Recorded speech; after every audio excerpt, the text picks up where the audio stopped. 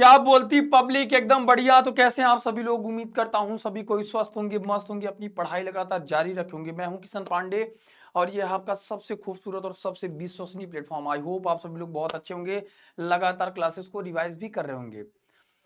आपके लगातार कमेंट से सर मोस्ट इंपॉर्टेंट टॉपिक ऐसे कौन से हैं, ऐसे जो टॉपिक जो एग्जामिनेशन में बार बार रिपीट होता है, वो टॉपिक सर हमें बता दीजिए।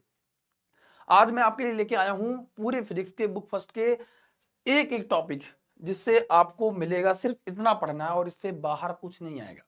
क्योंकि ऐसे टॉपिक्स होते हैं, ऐसे हॉट टॉपिक्स होते हैं जो हर साल आपके एग्जामिनेशन में रिपीट करते ही करते हैं। तो इस साल भी आने के चांसेस बहुत हैं, तो ध्यान रखिएगा। तो सभी लोग शुरू से आखिरी तक सेशन तक बने रहेंगे और जो बच्चे नए हैं वो वीडियो से जुड़ जाएंगे, चैनल को सब्सक्राइब जरूर करेंगे। क्योंकि अगर आपका सपना है एक बेहतरीन तैयारी 70 में 70 लाने का, तो बेटा इससे महत्वपूर्ण चैनल और भरोसेमंद चैनल आपको कहीं नहीं मिलेगा। शुरू करते हैं सबसे पहले most important topic class 12 physics का, ठीक है। और अगर हम चर्चा करें आपसे, सबसे पहले हम सेक्शन को डिवाइड कर लेते हैं कि सेक्शन से कितने मार्क्स का पेपर बनता है। ये देख लीजिए, इलेक्ट्रोस्टैटिक्स यानी कि जो पहली यूनिट है आपकी, यूनिट फर्स्ट से मेरे भाई आपके 8 मार्क्स के पेपर बनते हैं। यानी कि यूनिट फर्स्ट में अगर हम चैप्टर की बात करें तो आपके इलेक्ट्रिक चार्जेस एंड फील्ड हो गया, इलेक्ट्रिक चार्जेस एंड फील्ड हो गया आपका ये। और अगर इलेक्ट्रोस्टैटिक पोटेंशियल एंड कैपेसिटेंस,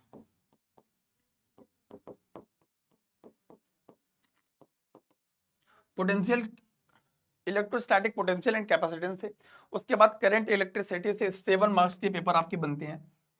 इसके बाद अगर हम बात करें magnetic effect of alternating current, sorry magnetic effect of current and magnetism, यहां से 8 नंबर के आपके पेपर बनते हैं। फिर बात करें अगर electromagnetic induction and alternating current, इन दोनों चैप्टर को मिला के, इंडक्शन और अल्टरनेटिंग करंट मिला के 8 नंबर का बनता है। और सबसे कम मार्क्स का अगर बनता है तो इलेक्ट्रोमैग्नेटिक वेव्स में, इलेक्ट्रोमैग्नेटिक वेव्स में भी सिर्फ कुछ ही प्रॉपर्टीज हैं जिसको हम आपको बता देंगे। सिर्फ उतना पढ़ना है, उससे बाहर आपको नहीं पढ़ना है, इस बात को याद रखिएगा, ठीक है। और उसके बाद अगर हम सेक्शन बी को समझें, सेक्शन बी में क्या इंपॉर्टेंट है, यानी कि दूसरी बुक में, बुक फर्स्ट और बुक सेकंड में, बुक सेकंड में सबसे सबसे बड़ा टॉपिक है ऑप्टिक्स का, जिसमें आपका ray optics and optical instrument and wave optics, ये दो ऐसे टॉपिक हैं जिनको मिला के सिर्फ हम ray optics and optical instrument आपका 13 मार्क्स देगा, नहीं कुछ तो 13 मार्क्स आपको देगा। समझ लीजिए सबसे बड़ा चैप्टर है, और जिसमें से लगभग अगर मैं आपसे बात करूं, जिसके 2 डेरिवेशन फिक्स होता है, हाइगेंस के प्रिंसिपल फिक्स है, और हाइगेंस के प्रिंसिपल पर बेसिस पे, on the basis of Huygens principle, आपको लॉज ऑफ रिफ्रैक्शन रिफ्लेक्शन दोनों को प्रूविंग करने की, दोनों में से एक ही आएगा, ऐसा नहीं कि दोनों आ जाएगा, तो वो आपके लिए बहुत महत्वपूर्ण है। तो देखो, जब एग्जाम हमारा बहुत नजदीक होता है, ऐसे में हमारे पास, हमारे दिमाग में सिर्फ एक बात स्ट्राइक करनी चाहिए, पढ़े वही जो आपके पेपर में आए, और उतना ही पढ़ो, ना बहुत ज्यादा ना बहुत कम, एकदम बहुत बैलेंस होकर चलना पड़ता है। तो जो चीज आपके लिए बहुत महत्वपूर्ण है उसको तो आपको पढ़ना पड़ेगा मेरे भाई। फिर अगर हम लोग बात करें dual nature of radiation and matter, ये आपका 6 मार्क्स आपको दे देगा, ठीक है। इसके बाद एटम्स एंड न्यूक्लियाई, ये आपके 8 मार्क्स देगा, यानी कि एटम्स 4 मार्क्स देगा और न्यूक्लियाई, ये दो अलग अलग चैप्टर आपको रेफरेंस की किताब में मिलेंगी, जो आपको 4 और 4 नंबर देंगे, 4+4 नंबर, ठीक है। फिर लास्ट वाला इलेक्ट्रॉनिक डिवाइस सेमीकंडक्टर वाला, सिर्फ आपको इसमें क्वालिटेटिव आइडियाज तो को पढ़ना है, और ये आपके 8 मार्क्स क्लियर करेगा। तो इतने सेक्शन में आपका टोटल 70 मार्क्स का हो जाएगा, थ्योरी का पार्ट प्लस 30 मार्क्स का प्रैक्टिकल का पार्ट हो जाएगा आपका। और जिससे अगर आपका सपना है कि 70 आउट ऑफ 70 अगर हमें पाना है, तो भैया इंपॉर्टेंट टॉपिक आप पढ़ लीजिए, बस बहुत महत्वपूर्ण है आपके लिए।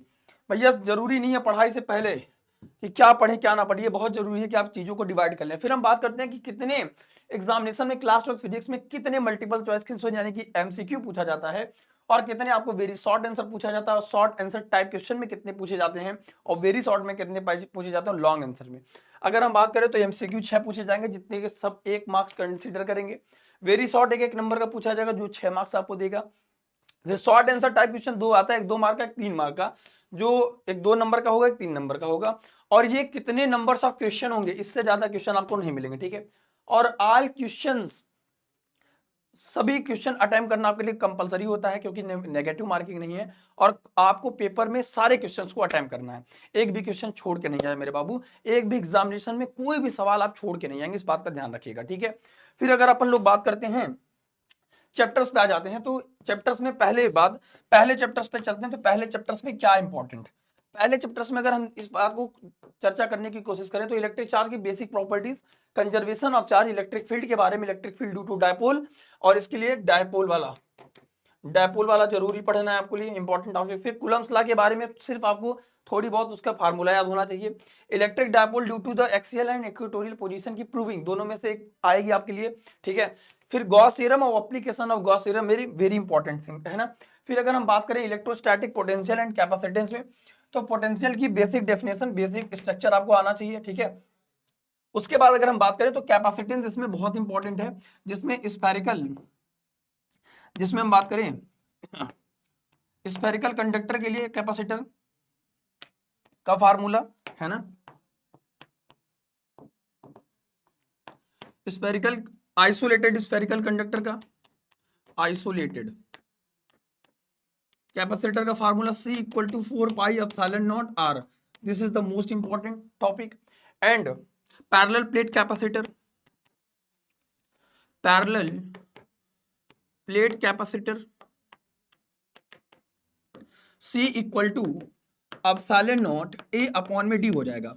अगर इसके बीच में हम डाइलेक्ट्रिक स्लैब भर दें, ठीक है, तब क्या होगा, तब आपको केसेस में मल्टीप्लाई कर देना, बात खत्म।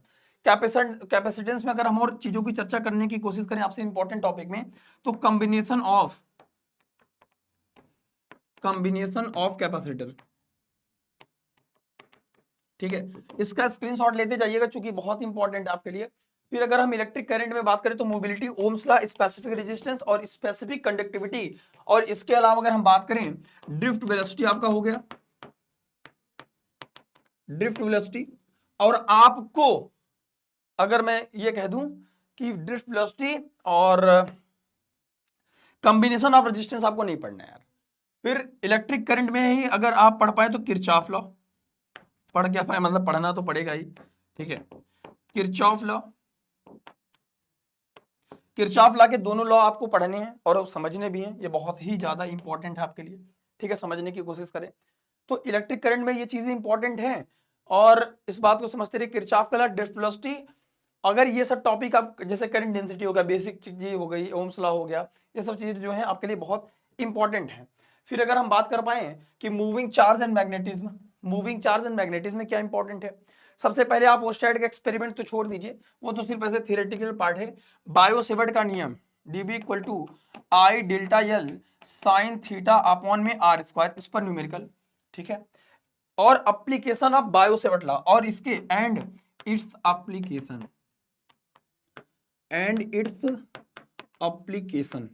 और इसके अलावा अगर हम आपसे चर्चा करें कि सर क्या इंपॉर्टेंट है, तो एम्पियर सर्किटल लॉ, क्या है मेरे भाई, ampere circuital law. Ampere circuital law is the most important thing, इस बात को भी आप जानते रहिए, ठीक है। मूविंग चार्ज एंड मैग्नेटिज्म में से आपको मैग्नेट की तो थोड़ी बहुत प्रॉपर्टीज तो आनी ही चाहिए, ठीक है। इसके अलावा हम बात करें, ठीक है, चलो भाई चलो चलो, हाँ, इसके अलावा हम अगर बात करें तो सोलेनॉइड, जैसे टोराइड हो गया, सोलेनॉइड का अभी टॉपिक आपके सिलेबस से हटा दिया गया है, लेकिन आपको magnetic field due to long straight wire, ठीक है, magnetic field due to magnetic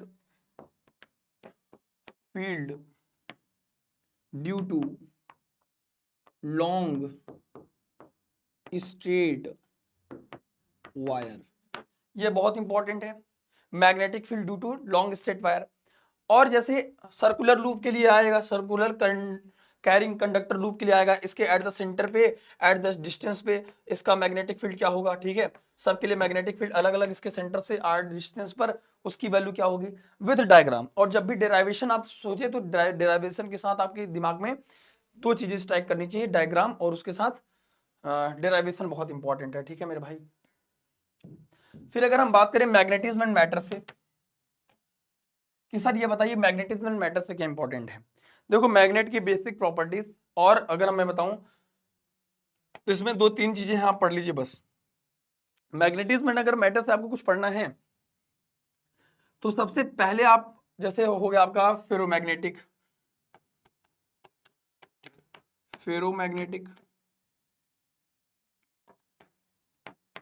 diamagnetic,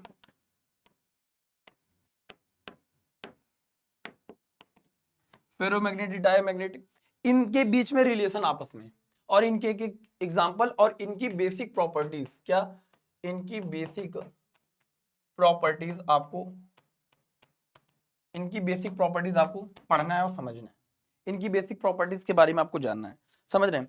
अगर इन सब चैप्टर से चीजें आएंगी तो लगभग लगभग यही आएंगे। मैग्नेटिज्म एंड मैटर बहुत लंबा चैप्टर नहीं है, 4 नंबर से आपको देगा, तो इसमें इनकी इन सब की फेरोमैग्नेटिक, डायमैग्नेटिक, इन सब के सब्सटेंस की क्या आपको याद होनी चाहिए, ठीक है। अगर हम बात करें सर इलेक्ट्रोमैग्नेटिक इंडक्शन में क्या इंपॉर्टेंट है, आइए चलते हैं, सबका स्क्रीनशॉट लेते रहिए, है ना, इंपॉर्टेंट है चूंकि जैसे आपका हो गया मैग्नेटिक फ्लक्स, जैसे आप इलेक्ट्रिक फ्लक्स पढ़ते हैं ऐसे मैग्नेटिक फ्लक्स, है ना। और जैसे इलेक्ट्रिक फील्ड लाइंस की प्रॉपर्टीज इंपॉर्टेंट है, जैसे मैग्नेटिक फील्ड लाइंस के दोनों में रिलेशन पूछ सकता है, डिफरेंस बिटवीन, डिफरेंस के 2-3 सवाल आते हैं, ठीक है। डिफ्रैक्शन, जैसे डिफ्रैक्शन इंटरफेरेंस के बीच में आ सकता है, और ऐसे सेल्फ इंडक्शन, म्यूचुअल इंडक्शन आ सकता है, और इसके अलावा अगर हम चर्चा करें मैग्नेटिक फ्लक्स और इलेक्ट्रिक फ्लक्स में आ सकता है। तो इन सब के बीच में बेसिक डिफरेंस आपको 2-3 नंबर में पूछ सकता है ना। तो magnetic flux, Faraday's laws of electromagnetic induction, self induction of a coil और self inductance of the long solenoid. इस चैप्टर से इतना पढ़ लीजिए, काम हो जाएगा, ठीक है। फिर आता है अल्टरनेटिंग करंट में, भाई अल्टरनेटिंग करंट से मैं बार बार कहता हूं और लगभग ये बताता हूं कि न्यूमेरिकल का अगर सबसे ज्यादा पोर्शन आपसे हिट करेगा, डायरेक्ट एग्जामिनेशन में हिट करेगा मेरे दोस्त, तो वो ये है, वो ये भाई साहब हैं जो डायरेक्ट आपको सीधा हिट करेंगे, वो अल्टरनेटिंग करंट के प्रॉब्लम है, मीन और RMS value of alternating current, पहली बात। उसके बाद कह रहा है कि alternating EMF of voltage, alternating current of EMF of voltage, और इसकी स्टैंडर्ड इक्वेशन, ठीक है, इंपीडेंस, और इसमें जो जब हमारे पास सर्किट में सिर्फ प्योरली इंडक्टिव हो, जब, और उसके बाद ये सर्किट आपको बनाने भी आना चाहिए मेरे दोस्त। इसके बाद याद रखना V equal to v naught sine omega t, ठीक है। अब LC circuit, LC R circuit, types of circuit, types of circuit भी, types of circuit, types of circuit में जैसे आपका एलसी आर सर्किट हो गया, LC circuit, LR circuit, LCR circuit. Condition of resonance is the most important thing अगर मैं बात करूं, ठीक है। कंडीशन ऑफ रेजोनेंस,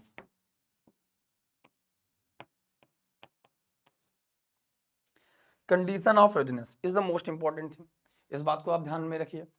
अब इसमें ऐसी कौन सी चीज है जो आपके लिए बेहद महत्वपूर्ण है, वो ज्यादा जरूरी है, ठीक है। फिर आता है जैसे इलेक्ट्रोमैग्नेटिक वेव,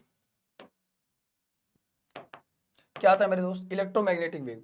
जैसे आ गया मैक्सवेल इक्वेशन, मैक्सवेल इक्वेशन क्या है, इलेक्ट्रोमैग्नेटिक वेव से बात करें, फिर Maxwell theories of electromagnetic waves and characteristics of और इलेक्ट्रोमैग्नेटिक स्पेक्ट्रम।